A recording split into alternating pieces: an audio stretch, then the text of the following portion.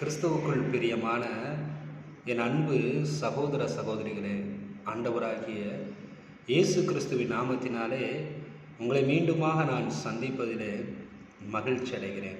என் அன்பு சகோதரர்களே, இந்த நாளிலே நாம் காணப்போகிற தேவனுடைய சத்தியம், உன் வீட்டாரே உன் சத்துரு. இதனுடைய அர்த்தம் என்ன? உன் வீட்டார், உன் தாயோ, உன் தகப்பனோ, உன் சகோதரனோ, உன் சகோதரியோ, உன் மனைவியோ, உன் இரத்த சம்பந்தப்பட்ட உறவுகளோ யாராக இருப்பினும் உன் வீட்டாரே உனக்கு சத்துரு என்று ஆண்டவர் நமக்கு சொல்லி இருக்கிறார். இதனுடைய அர்த்தம் என்னவென்பது நமக்கு தெரியவில்லை. கண்மூடித்தனமாக நம் தாயோ, தகப்பனையோ, நம் உடன் பிறந்தவர்களையோ நாம் எதிரியாக, சத்துருவாக பார்க்கக்கூடிய ஒரு சூழ்நிலை கூட நம்முடைய வாழ்க்கையிலே நமக்கு அறியாமையினாலே வந்து விடுகிறது. வேதத்திலிருந்து தேவனுடைய பிள்ளைகளுடைய வாழ்க்கையில் தேவன் சொன்ன இந்த வார்த்தை எவ்வாறாக இருந்திருக்கிறது என்பதை நாம் பார்ப்போம். முதலாவதாக நம்முடைய ஆதி தகப்பனாகிய ஆதாமுடைய வாழ்க்கையை பார்ப்போம். ஆதாமுக்கு தேவன் ஒரு கட்டளையை கொடுத்தார். இந்த ஏதேன் தோட்டத்திலே நீ வசிக்கிற நாள் வரைக்கும், அல்லது இந்த ஏதேன் தோட்டத்தில் நீ இருக்கிற இந்த காலத்தில் நன்மை தீமை அறியத்தக்க, உணரத்தக்கதான ஒரு மரம் ஒன்று இருக்கிறது. அந்த மரம் ஒரு கனியை பெற்றிருக்கிறது. அந்த பழத்தை நீ புசிப்பாயானால் நீ சாகவே சாவாய். ஆகவே நீ சாகாதபடிக்கு நீ மனித வாழ்க்கையிலும் மரித்து அதன் பின்பு வரக்கூடிய இரண்டாவது வாழ்க்கையாகிய நித்திய ஜீவ வாழ்க்கையிலும் நீ செல்லாதபடிக்கு, இந்த பூமியிலும் மரித்து பின்பு நரகத்திலும் போய் நீ சாகாதபடிக்கு, சாகாமல் இருக்கும்படிக்கு அந்த கனியை, நன்மை தீமை அறியத்தக்க மரத்தின் கனியை புசிக்க வேண்டாம் என்று கட்டளையிட்டார். அவன் கீழ்ப்படிந்திருந்தான். ஆயினும் கூட அவருடைய மனைவி ஆகிய ஏவாள் அந்த கனியை புசித்தார்கள். இப்பொழுது பாருங்கள், தன்னோடு கூட இருந்த தன்னுடைய மனைவி, தன்னுடைய வீட்டார், தன்னுடைய ஒரே ஆறுதலும் துணையும் ஆகிய தன்னுடைய மனைவி புசிக்க வேண்டாம் என்று தேவன் சொன்ன அந்த மரத்தின் கனியை புசித்தபடினாலே அவள் இப்பொழுது மரணத்திற்கு பாத்திரவானாய் மாறிவிட்டாள். அவள் சாகப் போகிறாள் என்பதை அறிந்து கொண்டார் ஆதாம். ஆகவே அவர் தன் மனைவியினுடைய அந்த பாவத்திலே அவர் பங்கெடுத்து கொண்டார். அவரும் தேவனால் விலக்கப்பட்ட அந்த கனியை அவள் சாப்பிட்டார். அவர் அந்த கனியை புசிப்பதற்கு காரணமாக அமைந்தது அவருடைய மனைவியாகிய ஏவாள்.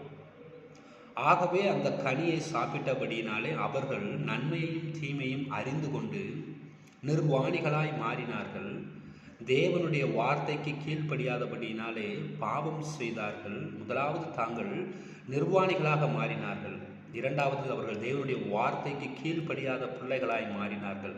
மூன்றாவதாக அவர்கள் ஏதேன் தோட்டத்தை விட்டு அவர்கள் எடுக்கப்பட்ட மண்ணாகிய இந்த பூமிக்கு அனுப்பப்பட்டார்கள். நான்காவதாக அவர்கள் சாபத்தை சுதந்திரித்து கொண்டார்கள். சாகவே சாவோம் என்கிற சாபத்தை அவர்கள் சுதந்திரித்து கொண்டார்கள். சகோதரர்களே, ஐந்தாவதாக அவர்கள் தேவனாகிய கர்த்தருடைய அன்பை, தேவனாகிய கர்த்தருடைய பாதுகாப்பை, பராமரிப்பை ஏதேன் தோட்டத்தில் இல்லாமல் பூமிக்கு வந்தபடியினாலே அவர்கள் அதை இழந்து போனார்கள். இவ்வாறாக ஆதாமுடைய வாழ்க்கையிலே அவருடைய குடும்பத்தாராகிய அவருடைய மனைவி அவருக்கு ஆவிக்குரிய வாழ்க்கையிலே சத்துருவாய், தேவனுக்கு கீழ்ப்படியாமல் எதிர்கால சுதந்திரத்தை இழந்து போகிற ஒரு துர்பாக்கியசாலியாய் அவரை மாற்றினார்கள். இரண்டாவதாக தேவனுடைய தெரிந்து கொள்ளுதலின்படி ஆவிக்குரிய இந்த பூமியில் இருக்கக்கூடிய எல்லா தேவனுடைய பிள்ளைகளுக்கும் தகப்பனாக இருக்கக்கூடிய ஆபிரகாம், இந்த ஆபிரகாமை தேவன் ஒரு நாள் சந்தித்தார். ஆபிரகாமே, நீ உன் தேசத்தை விட்டு, நீ உன் இனத்தை விட்டு, நீ உன் குடும்பத்தை விட்டு, உன் தாய் தகப்பனாரை விட்டு நான் உனக்கு அளிக்கும் உன் தேசத்திற்கு, ஒரு தேசத்திற்கு நீ போ, நான் உனக்கு அந்த தேசத்தை தருவேன் என்று வாக்களித்தார். பாருங்கள், அவருக்கு தேவன் சொன்னது, இந்த தேசத்தை விட்டு போ, உன் இனத்தாரை விட்டுவிட்டு போ, உன் தகப்பன் குடும்பத்தாரை விட்டுவிட்டு நீ போ, நான் உனக்கு சொல்லும் தேசத்திற்கு போ என்று வாக்களித்தார். சகோதரர்களே, ஆபிரகாம் தேவன் சொன்ன பிரகாரமாக அவன் தன் தகப்பன் குடும்பத்தை, தன் சொந்த தேசத்தை, தன் சொந்த இனத்தை, இத்தனை காலமாக வாழ்ந்து வந்த தன்னுடைய குடும்பத்தை விட்டுவிட்டு வாக்களிக்கப்பட்ட புதிய தேசத்திற்கு அவன் சென்றான். கூடவே லோத்து என்று அழைக்கக்கூடிய ஒரு மனிதனும் சென்றான். இவன் யார்? ஆபிரகாமுடைய அண்ணன் மகன். சகோதரர்களே, உன் இனத்தாரை விட்டு போ என்று சொன்னார். ஆனால் லோத்தோ ஆபிரகாமோடே சென்றான். லோத்து வருந்தி கேட்டுக்கொண்டான். நீர் எங்கே செல்வீரோ அங்கே நானும் சொல்வேன் என்று சொன்னான். உம்மோடு கூடத்தான் நான் இருப்பேன் என்று சொன்னான். லோத்து வாக்களிக்கப்பட்ட தேசத்திற்கு ஆபிரகாம் செல்லுகின்ற பொழுது ஆபிரகாமோடு சென்றான். தேவன் சொன்னார், உன் குடும்பத்தாரை விட்டு நீ போ என்றார். இங்கே லோத்து ஆபிரகாமுடைய சொந்த குடும்பத்தாராய் இனத்தாராய் இருந்தார். அவனோடு கூட சென்றார். ஆபிரகாமும் அவரை தடுக்கவில்லை. பாருங்கள் சகோதரர்களே, உன் வீட்டாரே உனக்கு சத்துரு என்று தேவன் சொன்னார். இங்கே தேவன் வாக்களித்த தேசத்திற்கு தேவன் உன் குடும்பத்தாரை விட்டு போய் என்று சொன்னார். ஒரு குடும்பத்தின் உறுப்பினரை கூட்டிக் கொண்டு ஆபிரகாம் சென்றார். இந்த லோத்து தான் பிற்காலத்தில் ஆபிரகாமோடு யுத்தம் செய்தார். யுத்தம் செய்து மிகவும் வறட்சிகரமான பிரதேசத்தை ஆபிரகாம் பெற்றுக்கொள்ளவும், மிகவும் ஆசீர்வதிக்கப்பட்ட பகுதி தனக்கு வேண்டுமென்று வாக்குவாதம் செய்தார். ஒரு பிரச்சனை வந்தது. அந்த பிரச்சனையிலே நாம் இருவரும் ஒன்றாய் இருக்கலாகாது, நீ இந்த பகுதிக்கு போ, நான் அந்த பகுதிக்கு போகிறேன் என்று சொல்லி ஒரு நிலப்பரப்பை இரண்டாக பிரித்து கொண்டார்கள். அதிலே வளமான நிலப்பரப்பு லோத்துவுக்கு சென்றது. ஒரு மாதிரி வனாந்தரமான நிலப்பரப்போ ஆபிரகாமுக்கு சென்றது. இந்த லோத்து பிற்காலத்தில் 2 பிள்ளைகளை பெற்றுக்கொண்டார். அவர்கள் அம்மோபியர் என்று சொல்லக்கூடிய ஒரு சமுதாயத்தினுடைய மக்கள், மோவாபியர் என்று சொல்லக்கூடிய இன்னொரு சமுதாயத்தினுடைய மக்கள். இந்த அம்மோனியரும் மோவாபியரும் லோத்தினுடைய நேரடி வாரிசாக இருந்தார்கள். இந்த ஆபிரகாமுக்கு வாரிசாக இஸ்ராயேல் மக்கள் இருந்தார்கள். பிற்காலத்தில் பல 100 வருஷமாக, பல நாட்களாக, ஆயிரக்கணக்கான ஆண்டுகளாக இந்த அம்மோனியரும் இந்த மோவாபியரும் இஸ்ரவேலுக்கு எதிராக யுத்தம் செய்தார்கள். இஸ்ரவேல் மக்களுக்கு எதிராக பாவத்தை அவர்கள் ஏற்படுத்தினார்கள். உருவ வழிபாட்டை, தேவன் அல்லாதவைகளை வழிபடக்கூடிய பழக்க வழக்கத்தை, விக்கிரக ஆராதனையை, சாத்தானுடைய தீமையான பழக்க வழக்கங்களை அறியாத இஸ்ரவேல் ஜனங்களுக்கு இந்த மோவாபியரும் அம்மோனியரும் விஷத்தை போல அப்பொழுது ஒவ்வொரு ஆண்டும் ஒவ்வொரு காலகட்டத்திலும் அவர்கள் இவர்களோடு கூட இப்பேற்பட்ட தவறான கலாச்சாரத்தை போதிக்கிறவர்களாக, பரப்புகிறவர்களாக, திருமண உறவு வைத்து கொண்டவர்களாக, நேரடியாக யுத்தம் பண்ணுகிறவர்களாக காணப்பட்டார்கள். பாருங்கள் சகோதரர்களே, நான் உனக்கு சொல்லக்கூடிய தேசத்திலே நீ உன் இனத்தை விட்டு போ என்று சொன்னார். உன் தகப்பன் வீட்டை விட்டு போ என்று சொன்னார். உன் தேசத்தை விட்டு போ என்று சொன்னார். ஆனால் தன் இனமாகிய, தன் சகோதரனாகிய, தன் இரத்த சம்பந்த உறவாகிய லோத்தை அவர் அழைத்து சென்றபடியினாலே இன்றைக்கும் வரைக்கும் மோவாபியரும் அம்மோனியரும் இஸ்ரவேல் ஜனங்களுக்கு எவ்வளவாக எதிராக இருந்திருக்கிறார்கள் என்பதை வேதம் நமக்கு சொல்லிக்கொண்டே இருக்கிறது. அதற்கு அடுத்து பாருங்கள், உன் வீட்டாரே உனக்கு சத்துரு என்று வேதம் சொல்லுகிறது அல்லவா? யோபு என்கிறதான ஒரு மனிதன் இருந்தான். அவன் தேவனுக்கு மிகவும் பிரியமான மகன். அவன் ஆசீர்வதிக்கப்பட்டவனாக காணப்பட்டான். அவன் ஒரு ராஜாவுக்கு இணையான ஒரு வாழ்க்கை வாழ்ந்து வந்தான். அப்பொழுது சாத்தான் தேவனிடத்தில் போய் முறையிட்டான். இந்த யோபு உமக்கு மிகவும் பயந்தவனாக, பிரியமுள்ளவனாக இருக்கிறான். இவனை நான் சோதிக்கிறேன். இவனை சோதித்தால் இவனுடைய சோதரின் முடிவிலே இவன் உம்மை மறுதலித்து விடுவான் என்று அவன் சாத்தான் தேவனிடத்திலே சொன்னான். தேவனாகிய கர்த்தரோ, நீ அவன் ஜீவனை மாத்திரம் எடுக்கக்கூடாது, நீ அவனை சோதிக்கலாம் என்று அவனுக்கு ஒரு வாய்ப்பை அளித்தார். இந்த சாத்தான் போனது, யோபுவினுடைய வாழ்க்கையில் நுழைந்தது. யோபு செல்வ சீமானாக ஆசீர்வதிக்கப்பட்டவனாக இருந்தார் அல்லவா? அவருடைய பிள்ளைகள் அவரை விட்டு இறந்து போனார்கள். சிறிது காலம் சென்ற பின்போ அவருடைய சொத்து, அவருடைய சுகம் அனைத்தும் அவரை விட்டு இழந்து போனார். இன்னும் சிறிது காலங்கள் சென்ற பொழுதோ அவருடைய வீடு, வாசல், சொந்த பந்தம் அவருடைய அநேக ஆயிரக்கணக்கான ஆடுகள், மாடுகள், ஒட்டகங்கள், அவருடைய வேலையாட்கள், அவருடைய கற்பத்தின் கனியாகிய அவருடைய பிள்ளைகள் அனைவரும் இறந்து போனார்கள். மிகவும் நொடிந்து போனார் யோபு. ஆயினும் மனம் தளராது இருந்தார். இறுதியாக அவருடைய சரீரமானது, உடம்பானது குஷ்டரோகத்தினாலே பிடிக்கப்பட்டது. அவருடைய உச்சந்தலையிலிருந்து உள்ளங்கால் வரைக்கும் இருக்கிற அவருடைய சரீரத்தின் பாகங்கள் அழுகி போனது, நாற்றம் எடுத்தது, புண்ணாய் மாறியது. அவர் எலும்பும் தோலுமான ஒரு மனிதனாய் மாறி போனார். அப்பொழுது அவருடைய மனைவி அவரோடே கூட இருந்தார்கள். அப்பொழுது அவருடைய நண்பன் அவரோடே கூட இருந்தார்கள். யோபுவை பார்த்து அவருடைய மனைவி, இவ்வளவு மோசமான ஒரு சூழ்நிலைக்கு வந்து விட்டீர்களே, ஆகவே நீங்கள் உங்கள் தேவனை மறுதலித்து அவரை தூசித்து உங்கள் ஜீவனை நீங்கள் விட்டு விடுங்கள். அதாவது அர்த்தம் என்ன? உன் தேவனை நீ மறுதலித்து விடு, அவிசுவாசமாக அவரை மறுதலித்து விடு. உனக்கு இவ்வளவு கஷ்டத்தை கொடுத்து விட்டார் அல்லவா, அவரை நீ மறுதலித்து விட்டு, அவரை நீ தூசித்து விட்டு, தூசித்தாலே மறுதலிப்பது தானே, தூசித்து விட்டு உன் ஜீவனை விட்டுவிடு, அதாவது நீ தற்கொலை செய்து கொள் என்று அவருடைய மனைவி அவரிடத்திலே சொன்னார்கள். என் அன்பு சகோதரர்களே, அனைத்தையும் இழந்தான். அவன் சொன்னான், கர்த்தரிடத்திலிருந்து நன்மையை பெற்றுக்கொண்ட நான் அவரிடத்திலிருந்து தீமையும் பெற்றுக்கொள்வது என்ன தவறு? அவரிடத்திலிருந்து எல்லாம் நாம் பெற்றுக்கொள்வேன்.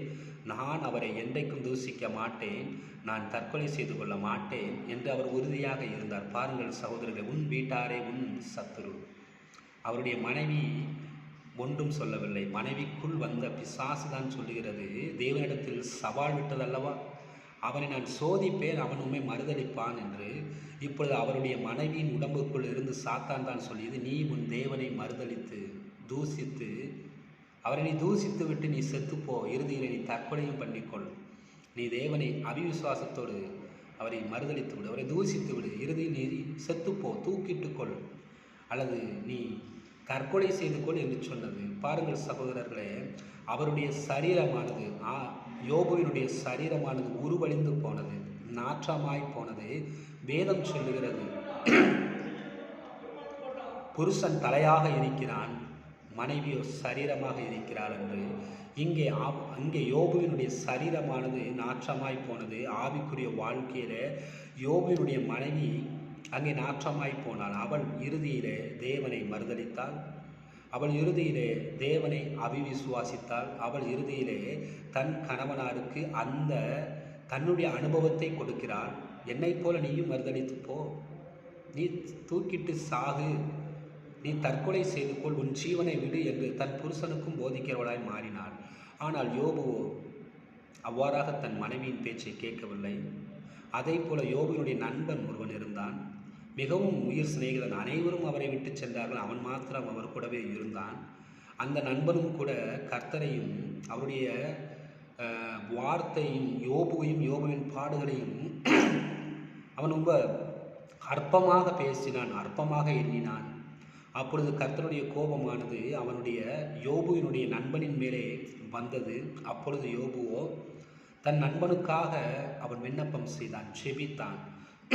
எவ்வாறாக இயேசு கிறிஸ்து சிலுவையிலே தொங்குகின்ற பொழுது தன்னை நிர்வாணப்படுத்தி தன் வஸ்திரங்களை தங்களுக்குள்ளே பங்கிட்டு கொண்டு தன்னை எருசலேம் நகரத்திற்குள் வழிபோக்கர்களாக புனித பயணமாக தேவாலயத்திற்குள் செல்லுகிற ஜனங்கள், எருசலேமுக்குள்ளிருந்து வெளியே செல்லுகிற ஜனங்கள் தன்னை பார்த்து, இவன் எப்பேற்பட்ட அயோக்கியனோ, எப்பேற்பட்ட மோசமானவனோ, நிர்வாணமாக இரத்த கலரிலே இரத்த கோரையிலே அடிக்கப்பட்டு சித்திரவதைப்படுத்தப்பட்டு தலையிலே முள்முடிகள் அப்பப்பட்டு கைகளிலே ஆணி அடிக்கப்பட்டு ரொம்ப கொடூரமான முறையில் தொங்கிக் கொண்டிருக்கிறான் இந்த மனிதன், இவன் எப்பேற்பட்ட அயோக்கியனோ என்று சொன்ன பொழுதோ, அவரை தூசித்த பொழுதோ, அவரோடே கூட பாடுகளை அனுபவித்து கொண்டிருந்த 2 கள்ளர்கள் அவரை கிண்டலும் கேலியும் செய்து கொண்டே இருந்த பொழுதோ, பிதாவே இவர்களை மன்னியும், தாங்கள் செய்கிறது என்னதென்று அறியாதிருக்கிறார்களே என்று சொன்னாரே. அதை போல யோபுவும் தன்னை நிந்தித்த, தன் தேவனை நிந்தித்த, தன்னை அவமானப்படுத்தின, தனக்கு மன வேதனையை அளித்த தன் சகோதரன் மேலே தேவன் கோபம் கொண்டார். அப்பொழுது யோபுவோ தன் நண்பனை, தன் சகோதரனை காப்பாற்றும்படிக்கு விண்ணப்பம் செய்தார். ஆனால் அவருடைய மனைவியோ, நீ உன் தேவனை தூசித்து நீ மரித்து போ என்று சொன்னார்கள். சகோதரர்களே, இதை போல இயேசுவின் வாழ்க்கைக்கு வாருங்கள். இயேசு கிறிஸ்து விண்ணப்பம் செய்கின்ற பொழுது, பிதாவே நீர் கொடுத்த என்னுடைய பிள்ளைகளை நான் காத்து கொண்டேன் என்று சொன்னார். அவருடைய சீசர்களை, அவருடைய அப்போஸ்தலர்களை தன்னுடைய மகனாக தேவன் தனக்கு மகனாக கொடுத்திருக்கிறார் என்பதை அவர் அந்த இடத்திலே ஞாபகப்படுத்துகிறார். ஆகவே தேவனுடைய அப்போஸ்தலர்கள் அனைவரும் கிறிஸ்துவின் பிள்ளைகளாக இருந்தார்கள். அப்பேற்பட்ட பிள்ளைகளாகிய அந்த அப்போஸ்தலர்கள் இயேசு கிறிஸ்துவோடு இருந்த நாட்களிலே இயேசு கிறிஸ்து தன்னுடைய மரணத்தை குறித்து, தன்னுடைய சிலுவை மரணத்தை குறித்து, தன்னுடைய பாடுகளை குறித்து தன் அப்போஸ்தலர்களிடத்திலே அவர் சொன்னார். அப்பொழுது அவரோடே கூட இருந்த பேதுரு, அவருக்கு மிகவும் நெருக்கமான இணக்கமான, அவரை நேசித்த பேதுரு, அவருடைய மகனாகிய பேதுரு, கிறிஸ்துவின் மகனாகிய பேதுரு, சகோதரனாகிய பேதுரு, அவன் சொன்னான், உமக்கு இப்படிப்பட்ட மரணம் வரக்கூடாது, உமக்கு சிலுவை மரணம் வரக்கூடாது, உமக்கு இவ்வளவு பாடுகள் உள்ள மரணம் வரக்கூடாது என்று சொல்லி தன் அன்பின் நிமித்தம் அவரிடத்திலே உமக்கு இப்படிப்பட்ட மரணம் வரக்கூடாது, இதிலிருந்து நாம் தப்பிக்க வேண்டும், விலக வேண்டும் என்று சொன்னான். அப்பொழுது இயேசு அவனை பார்த்தார். அப்பாலை போ சாத்தானே என்று சொன்னார். அவர் பேதுருவை சொல்லவில்லை. பேதுருவுக்குள் இருந்து நீர் சிலுவை மரணத்தை ஏற்கக்கூடாது என்று சொன்ன சாத்தானை அப்பாலை போ என்று விரட்டினார். என் அன்பு சகோதரர்களை, அங்கே பாருங்கள், இயேசுவின் பிள்ளையாகிய பேதுரு தன் அன்பின் நிமித்தம் அவன் சாத்தானால் வஞ்சிக்கப்பட்டு தன் அன்பின் நிமித்தம் அவர் அப்படிப்பட்ட மரணத்தை தழுவக்கூடாது என்கிற ஒரு நிபந்தனையை, ஒரு அன்பு கட்டளையை போட்டு இயேசுவின் பாடுகளை, தேவனுடைய சித்தத்தை, சிலுவையில் இயேசு சாக வேண்டும் என்கிற அந்த சித்தத்தை தடுக்கிறவனாக அங்கே காணப்பட்டான். சகோதரர்களே, உன் வீட்டாரே உன் சத்துரு. நன்றாய் கவனித்து பாருங்கள். ஆதாம் தேவனுடைய வார்த்தைக்கு கீழ்ப்படியவில்லை. அதற்கு காரணம் அவருடைய மனைவி கீழ்ப்படியாமல் தேவனால் விலக்கப்பட்ட கனியை புசித்தார்கள். ஆகவே அவர்கள் சாகக்கூடிய சாபத்தை பெற்றார்கள். தன் மனைவியை காப்பாற்ற வேண்டும், என்ன செய்வதென்றே அவனுக்கு தெரியவில்லை. ஆகவே அந்த பாவத்திலே தன்னை ஈடுபடுத்தி கொண்டான். அவ்வாறாக அவனும் அவளோடு கூட சேர்ந்து அந்த கனியை புசித்தபடியினாலே, அந்த பாவத்தை செய்தபடினாலே இருவரும் பாவிகளாக மாறினார்கள். மரணமானாலும் வாழ்வானாலும் இருவரும் ஒருமித்து சாவோம் என்கிற ஒரு உலக பிரகாரமான லௌகீக அன்பிற்குள்ளாக அவன் விழுந்து போனான். அதன் விளைவாக அவன் ஏதேன் தோட்டத்தை இழந்தான். கிறிஸ்துவின் நேரடியான அன்பை, பாசத்தை ஏதேன் தோட்டத்தில் பெற்றுக்கொண்டிருந்த அவன் அந்த தேவ சமூக வாழ்க்கையை இழந்து போனான். அவன் தேவனாலே நேரடியாக சிருஷ்டிக்கப்பட்ட, அபிஷேகம் நிறைந்திருந்த, இரட்சிப்பின் வஸ்திரத்தை உடுத்தி இருந்த ஒரு மனிதனாக இருந்தான். அவன் பாவம் செய்த பொழுதோ அவன் நிர்வாணியாக மாறி போனான். சகோதரர்களே, ஆபிரகாம் உன் இனத்தாரை விட்டு, உன் தேசத்தாரை விட்டு, உன் குடும்பத்தாரை விட்டு, உன் தாய் தகப்பனை விட்டு நீ தனியே போ என்று சொன்ன தேவனுடைய வார்த்தையை அவன் தன்னை மறந்து தன் இனத்தாராகிய லோத்துவை அழைத்து சென்றதன் விளைவு, அழைத்து கூட்டிக் கொண்டு போனதன் விளைவு, லோத்துவின் பிள்ளைகளாகிய மோவாப், அம்மோன் என்கிற இரண்டு பிள்ளைகள் பிற்காலத்தில் மோவாபியர், அம்மோனியர் என்கிற சாதிகளாக உருவெடுத்து ஆபிரகாமின் சொந்த பிள்ளைகளாகிய இஸ்ரவேலுக்கு விரோதமாக பாவத்தை செய்கிறவர்களும், பாவத்தை தூண்டுகிறவர்களும், அவர்களுக்கு எதிராக யுத்தம் பண்ணுகிறவர்களுமாக மாறிப்போனார்கள். என் அன்பு சகோதரர்களை, யோபினுடைய வாழ்க்கையில யோபினுடைய மனைவிக்குள்ளாக சாத்தான் இருந்து தேவனிடத்தில் சொன்ன பிரகாரமாக தேவனை எதிர்த்து பிரித்து மறுதளித்து தூசிக்கிறவனாக மாற்றும்படிக்கான முயற்சியை செய்தது. என் அன்பு சகோதரர்களே, கிறிஸ்து இயேசுவின் வாழ்க்கையில் கூட அவருடைய அப்போஸ்தலர் அவரிடத்தில் நீர் சிலுவை மரணத்தையான பாடுகளை அனுபவிக்கக்கூடாது என்று சொல்ல வைத்தது. சகோதரர்களே, மீண்டுமாக ஒரு சிறிய சத்தியத்தோடு கூட இதை நான் முடிக்கலாம் என்று கடந்து போகிறேன். பேசுகிறவர் நான் அல்ல, என் தேவன். பேசுகிறவர் பிதாவின் ஆவியானவர் தான் பேசுகிறார். உங்கள் தேவன் தான் உங்களிடத்தில் என் மூலமாக பேசுகிறார், அற்பமான மனிதன் மூலமாக பேசுகிறார். என் அன்பு சகோதரர்களே, ஆபிரகாமை மீண்டுமாக நீங்கள் நினைவு கூறுங்கள். ஆபிரகாமுக்கு முதலாவது ஒரு வாக்குத்தத்தம் அளித்தார், நான் அளிக்கும் தேசத்திற்கு போ, அதனை உனக்கு சுதந்திரமாக தருவேன் என்று. மீண்டுமாக அவர் தேவன் வாக்களித்த தேசத்திற்கு வந்து தங்கி வாழ்ந்து கொண்டிருந்த அந்த நாட்களிலே ஒரு நாள் மம்ரே என்கிற ஒரு சம பூமியிலே அவர் கூடாரம் போட்டு தங்கியிருந்த பொழுதோ தேவன் இயேசு கிறிஸ்துவினுடைய மாம்ச பிரகாரமான வடிவத்திலே வந்தார். அப்பொழுது ஆபிரகாம் அவரை கண்டு அவருடைய பாதத்தில் விழுந்து அவரை வணங்கி ஆண்டவரே என்று அவரிடத்தில் தன்னை தாழ்த்தினான். அப்பொழுது ஆண்டவராகிய கிறிஸ்து அவனிடத்தில் சொன்னார், இதை போல ஒரு உற்சவ காலகட்டத்தில் உன் மனைவி கருவுற்றிருப்பாள், அவள் உனக்கு ஒரு குமாரனை பெற்று தருவாள் என்று ஆசீர்வாதம் அளித்துவிட்டு சென்றார். இப்பொழுது இரண்டாவது வாக்குத்தத்தம், உனக்கு நான் ஒரு மகனை தரப்போகிறேன், அதுவும் உன் மனைவியின் மூலமாக தரப்போகிறேன்.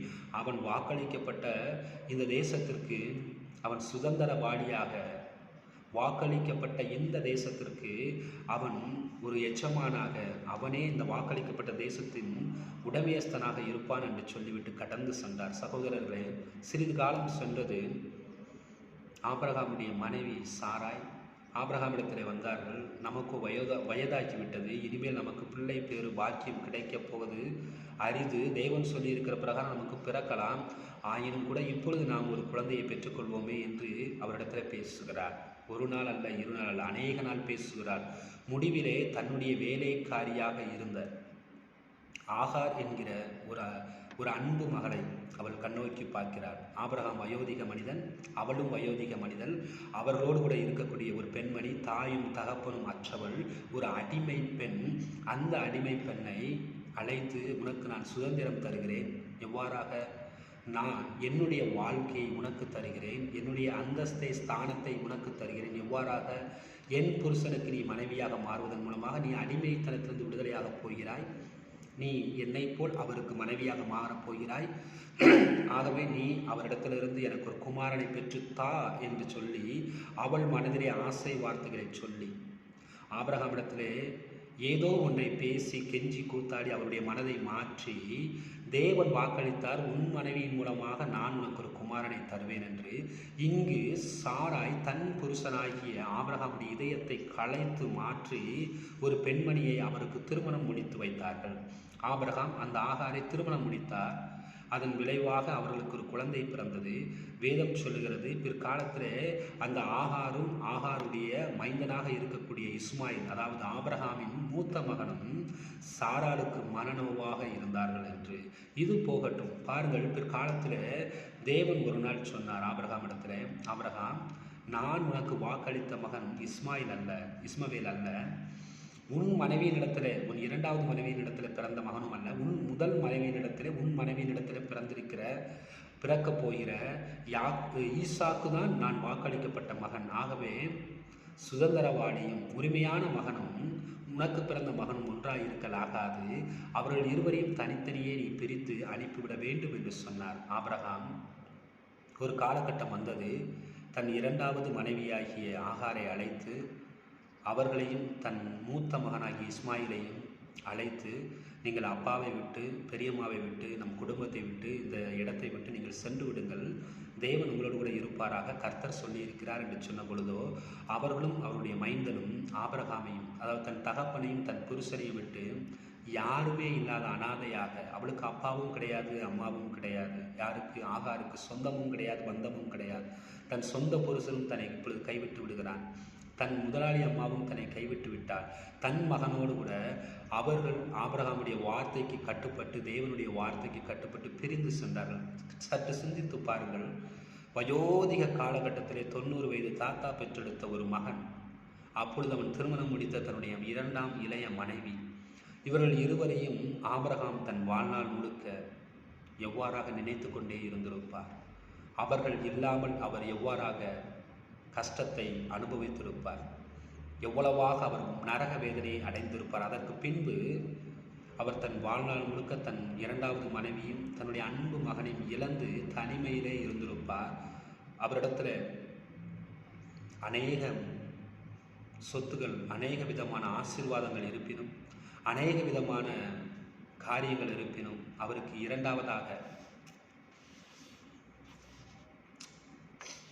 தடங்கல்கள் வந்து கொண்டே இருக்கிறது.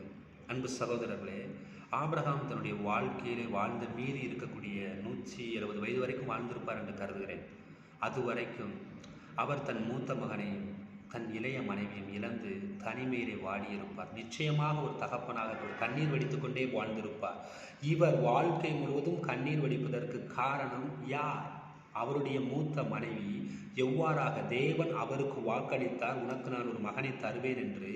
தேவன் வாக்களித்த அந்த மகனை பெறுவதற்கு முன்பாக மாம்ச பிரகாரமான ஒரு யுத்தத்தை செய்து ஆபிரகாமை தேவனுடைய வார்த்தையிலிருந்து வழுவி போக செய்து ஆபிரகாமுக்கு ஒரு திருமணத்தை முடித்து வைத்து ஒரு குழந்தையை பெற்றெடுக்க வைத்தால் ஆபிரகாம் தன் சமாதானத்தை, சந்தோஷத்தை அவன் வாழ்நாள் முழுவதும் இழந்தான். தன் மனைவியும் பிள்ளையும் இல்லாமல் இருந்தபடியினாலே, இரண்டாவது மனைவியும் தன்னுடைய மூத்த மகன் தன்னை விட்டு பிரிந்து போனபடியினாலே, தேவன் அவர்களை பிரித்தபடியினாலே வாழ்நாள் முழுக்க அவன் கண்ணீரோடு கவலையோடு இருந்திருப்பான்.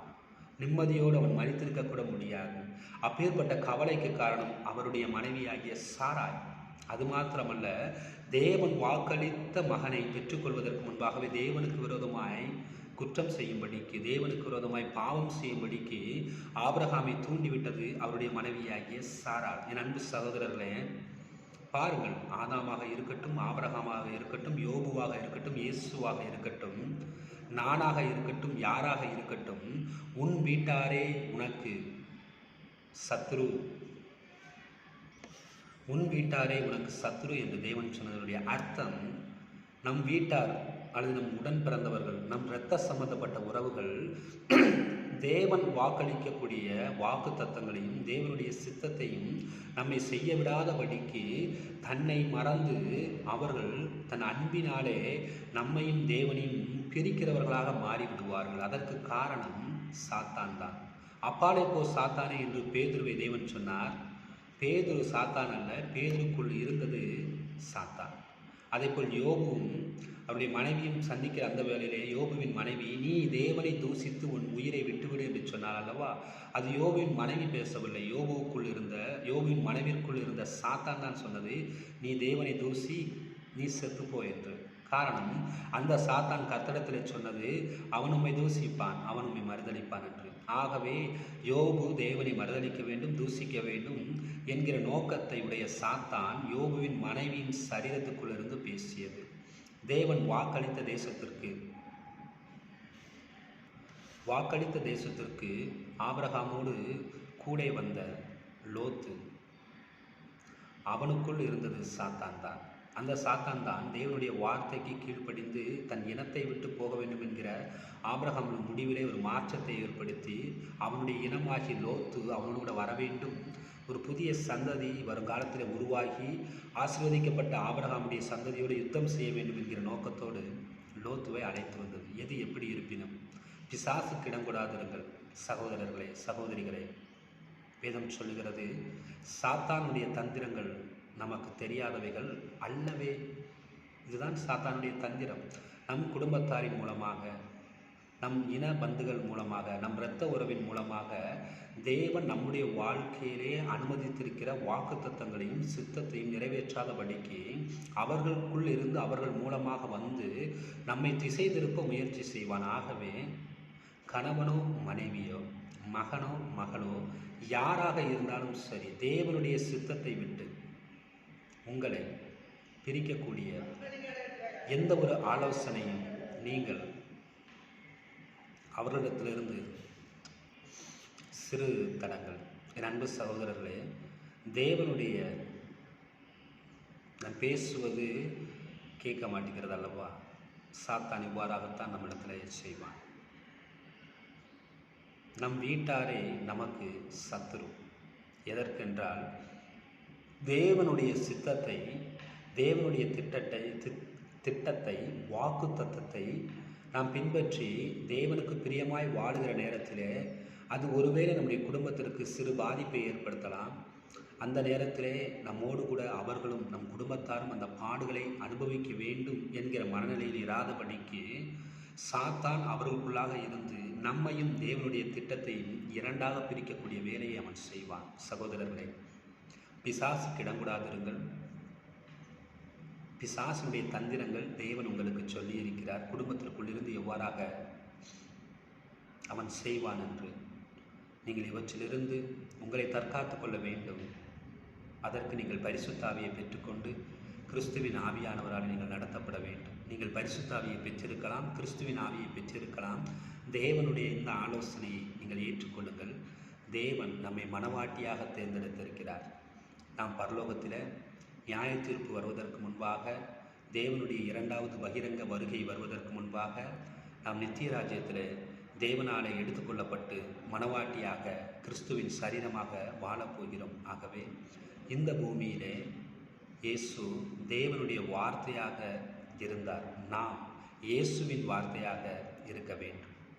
ஆகவே சகோதரர்களே, நம் குடும்பத்தாரிடத்தில் கிறிஸ்துவின் ஆவி இருக்குமே ஆனால் அவர்கள் ஒருபோதும் நமக்கு விரோதமாய் செயல்பட மாட்டார்கள். நானும் என் வீட்டாருமோ என்றால் கர்த்தரையே சேவிப்போம் என்று சொன்னார் அல்லவா தீர்க்கதரிசி யோசுவா.